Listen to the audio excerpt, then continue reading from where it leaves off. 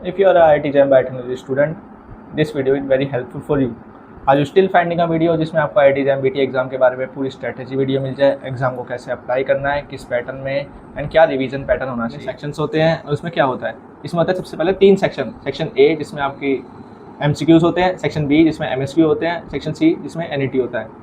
Section A में आपकी negative marking होती है, सेक्शन बी में आपकी नेगेटिव मार्किंग नहीं होती क्योंकि उसमें मल्टीपल सेलेक्ट क्वेश्चन है एंड सेम है सेक्शन सी जिसमें भी आपकी नेगेटिव मार्किंग नहीं होती, जिसमें न्यूमेरिकल आंसर टाइप क्वेश्चंस आपको आंसर करने होते हैं। यहाँ 3 टाइप्स के स्टूडेंट होंगे। फर्स्ट जो बिगिनर्स है, सेकंड जो मॉडरेट लेवल के हैं, थर्ड जो एडवांस लेवल के हैं। इनके तीनों के आपके जवाब मिलेंगे कि आपको कैसे अपनी एग्जाम की स्ट्रेटजी, क्वेश्चन कितना प्रैक्टिस करना चाहिए, एनालिसिस कितनी बारी करना चाहिए एंड PYQs के कितने सेट्स आपको दोबारा करने चाहिए रिपीटेड में। Hello everyone, this is Bharat from IIT Bombay. Today I will gonna tell you about IIT JAM biotechnology exam. पहले हम स्टार्ट होंगे बिगिनर से। अगर मैं बिगिनर होता तो मैं क्या करता? पहले मैं अपने एक सब्जेक्ट के नोट्स कंप्लीट करता, whether it from paid batch और यूट्यूब प्लेलिस्ट वगैरह। वो आपको मेरे एक व्हाट्सअप चैनल में मिल जाएगी जिसका QR कोड मैं यहाँ पे दिखा दूँगा।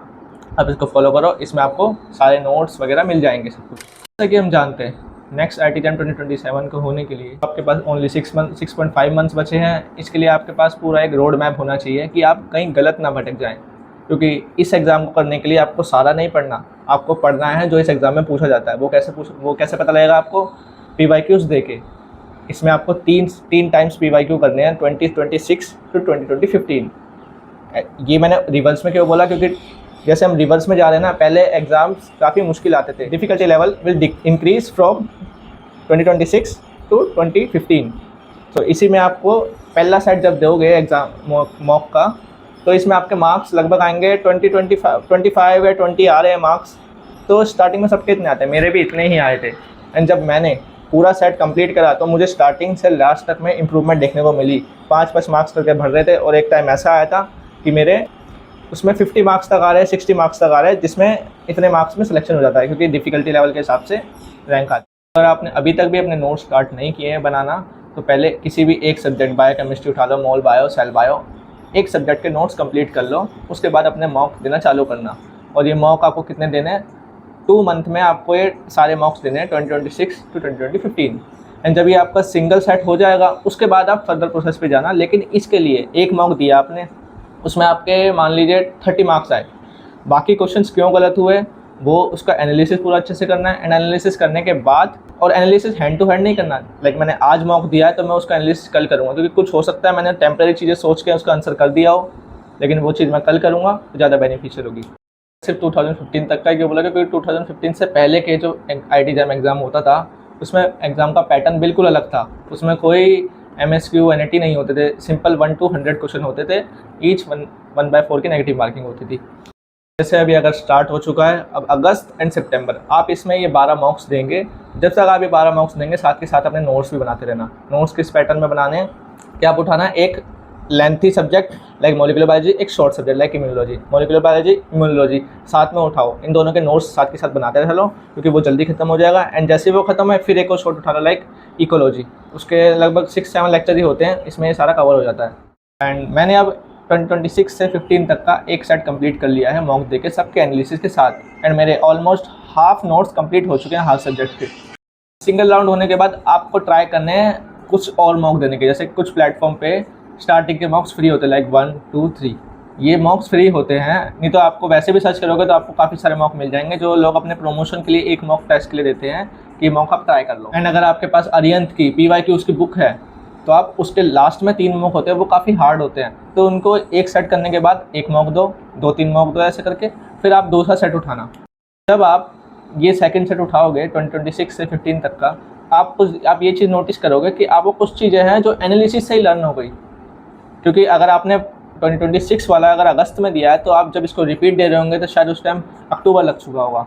एंड इससे आप पता कर सकते हैं कि आपने कितनी गलतियां की है इसमें। कोई चीज़ सिंपल होते हुए भी आपको याद नहीं हो रही, इसका मतलब ये है कि आपने एनालिसिस में कमी रखी है। तो एनालिसिस इतना अच्छे से करना है कि जब आपका थर्ड राउंड आए उसमें आपको बहुत बेनिफिट हो, वो अभी आगे पता लगेगा वीडियो में। आई नो फर्स्ट टाइम जब राउंड होगा तो काफ़ी डिसअपॉइंटमेंट होगी क्योंकि इतने कम मार्क्स आ रहे हैं। इसमें आप कैसे कर सकते हैं? आप अपना AI का यूज़ ज़रूर करना है इसमें। आपको कोई क्वेश्चन समझ नहीं आया, AI पे डालो, उसके साथ कन्वर्सेशन करते ना, उससे पूछो कि इधर यही वैल्यू क्यों आए, इधर ये क्यों नहीं आया। उससे डिबेट करो। ये डिबेट आपकी लॉजिकल डिबेट होगी और आपको इससे बेनिफिट ज़रूर मिलेगा। सेकंड राउंड भी कंप्लीट हो चुका है। लगभग आपके 1 या 2 सब्जेक्ट ही बचे होंगे जिनके आपने नोट्स अभी तक नहीं किए, जो आप कर रहे होंगे, क्योंकि अभी तक सिर्फ 4 मंथ हुए हैं। इसमें सबके नोट्स कंप्लीट नहीं हो पाते, तो जिनके जैसे टेक्निक्स पोर्शन हो गया ना, उसके नोट्स काफ़ी लंबे खिंचते हैं। अगर आपके पास टेक्निक्स की कोई बुक है तो आप नोट्स नहीं बनाओगे, डायरेक्ट बुक में पढ़ के कर सकते हैं। हो चुके हैं मेरे 2 राउंड्स कंप्लीट। अब मुझे क्या करना है? अब मुझे सेम पैटर्न अपनाना है। किसी भी प्लेटफॉर्म पे जाके, गूगल पे जाके, क्रोम पे जाके आपको लिखना है free mock IIT JEM biotechnology. वहाँ बहुत सारे लिंक्स आएंगे। उस लिंक्स में से आप किसी पे क्लिक करोगे तो आपको कहीं ना कहीं एक्सप्लोर करोगे तो आपको मिल जाएंगे फ्री मॉक्स। उनको अगेन ऐसे देना है। एंड अब दिसंबर एंड होने वाला है, मिड दिसंबर के आप आगे आ चुके हैं। मिड दिसंबर से जनवरी, इसमें आप जब थर्ड टाइम अपना रिपीटेड मॉक देंगे 26 से लेकर 15 तक के, तो आप इसमें ऑलमोस्ट सारे क्वेश्चन रट चुके होंगे आपको माइंड में, क्योंकि आपने दोनों बारी अच्छे से एनालिसिस किया है। एंड इसमें आप ये नहीं देखोगे कि मेरे कितने सही, क्योंकि ऑलमोस्ट सही होंगे। इसमें आप देखो कि मेरे रॉन्ग क्या हुए। रॉन्ग वो 3 तरीके के रॉन्ग हो सकते हैं, या तो इनके लॉन्ग सॉल्यूशन होंगे, या लॉन्ग कंसेप्ट होंगे, या फिर कोई लॉन्ग कैलकुलेशन होगी, या फिर कोई ऐसी नॉलेज जो बिल्कुल डीप है लेकिन वो ज़्यादा लर्न नहीं हो पाती, लाइक रट्टू वाली। उसको आपको थर्ड टाइम में भी करना है। एनालिसिस में आपको उस पर ज़्यादा फोकस करना है। एंड अगर आपने IIT JEM बायोटेक्नोलॉजी की PYQ की बुक नहीं ली है, डोंट वरी, मैंने ग्रुप में उसका लिंक दिया हुआ है। लिंक नहीं, पूरी PDF दी हुई है। उस ड्राइव में आपको अरिहंत की बुक मिल जाएगी, जहाँ मैंने PYQs की एक लिंक डाला है। भी हमने अभी तक बात करी, ये सिर्फ उनके लिए थी जो बिगिनर्स थे। अब जो मॉडरेट स्टूडेंट्स हैं, जिनके नोट्स पहले से कंप्लीट थे, लेकिन उनको नोट्स कंप्लीट थे लेकिन उन नोट्स में अपडेट करना है, क्वेश्चन एनालिसिस करना है, क्वेश्चन प्रैक्टिस करने हैं, उनके लिए भी सेम यही पैटर्न रहेगा कि अपने मॉक दो, फिर कोई फ्री प्लेटफॉर्म के फ्री मॉक दो, फिर दोबारा PYQ दो, फिर मॉक दो। ऐसे जब आप वो 3 बारी कर लेंगे, उनको भी इंप्रूवमेंट दिखेगी और उनके पास बिगिनर्स से ज़्यादा टाइम होगा, तो मतलब वो अपना इन्वेस्ट कर सकते हैं। लाइक अगर मैं आपको सजेस्ट करूँ तो यूट्यूब पे जस्ट जाके लिख दो ट्रांसक्रिप्शन क्वेश्चन, वहाँ आ जाएंगे। नहीं तो AI पे लिख दो ट्रांसलेशन के एडवांस लेवल क्वेश्चन, वो भी आ जाएंगे। ये हो गया हमने क्वेश्चंस प्रैक्टिस की। रिवीजन की बात तो मैंने की ही नहीं। रिवीजन के लिए हमें क्या करना है? जब पहला सब्जेक्ट ख़त्म हो जाएगा, आप एनालिसिस कर रहे होंगे, उसमें जो आपको जिस टॉपिक में ज़्यादा दिक्कत होगी उसको जाके देखना, शॉर्ट रिवीजन करना। इसके बाद जब आपके 3-4 सब्जेक्ट या 5 सब्जेक्ट कंप्लीट हो गए, तो जो सबसे पहले किया था ना, उस सब्जेक्ट को यूट्यूब पे लिखना, इसका 1 शॉट दो। लाइक मैंने बोल दिया immunology 1 shot, IIT JEM biotechnology, वो 1 शॉट जो आएगा वो आपको 1 शॉट देखना है। एंड अपने नोट्स में थोड़ी थोड़ी जगह ज़रूर छोड़नी है, क्योंकि आपको हर एक लेक्चर्स में कुछ ना कुछ पोर्शन ज़रूर मिलेगा जो आपको ऐड करना चाहिए। एंड वो करना भी पड़ेगा, क्योंकि हमारा जो सिलेबस है वो कहीं फिक्स नहीं है। कहीं पे ट्रांसक्रिप्शन को कुछ तक ही सीमित रख के बता दिया जाता है, लेकिन कई जगह इसको एडवांस लेवल तक पहुँचाया जाता है कि जो अभी से ही CSI नेट की प्रिपरेशन कर रहे हैं उनको ये फैक्टर्स पढ़ा दिए जाएँ जो IIT JEM बायोटेक्नोलॉजी में नहीं पूछे जाते। क्योंकि अगर आप इतना पढ़ लेंगे तब आपको इतना लर्न ज़रूर रहेगा, लेकिन अगर आप पढ़ेंगे ही इतना तो इसमें से और कम लर्न रहेगा। कुछ क्वेश्चन आते हैं, अगर मैं अभी से स्टार्ट करूं तो क्या पॉसिबल है कि मैं गुड रैंक ला सकता हूं? हाँ, बिल्कुल पॉसिबल है।